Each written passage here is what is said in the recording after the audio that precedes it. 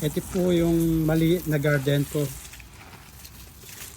Meron akong tanim ngayon, sili, yung at saka yung tomatoes, kamatis, at saka yung sitaw. Meron din akong ampalaya. Sa ngayon ay hindi pa masyadong malalaki yung tanim ko. Malapit na mag-July.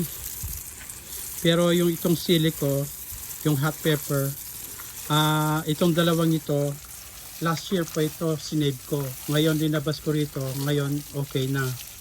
Itong kamates, yan, meron ng bunga at saka sampaga. Meron akong all the way there na meron akong ano doon, yung sitaw at saka ampalaya.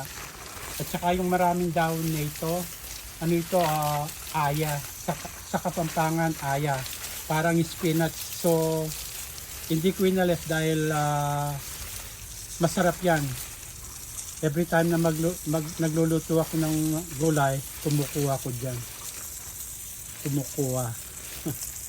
Ito po. Mainit ang panahon ngayon dito. Halos umaabot ng 95 or 100 degrees. So kaya mamaya mainit na naman. Yeah. Itong container na ito, dito ko linalagay yung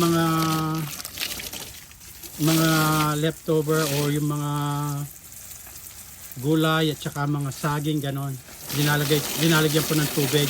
Pagkatapos yun ang ginagamit ko. Sa ngayon ay wala dahil linagay ko nung ilan araw. Linagay ko rito.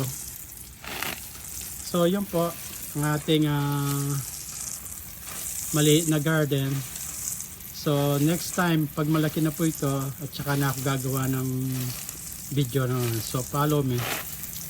Thank you for all your support. Bye bye. Dex USA.